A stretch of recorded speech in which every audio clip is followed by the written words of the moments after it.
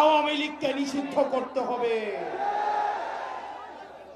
যদি কিন্তু কোনো অথবা নেই, আওয়ামী লীগকে অনতিবিলম্বে নিষিদ্ধ করতে হবে।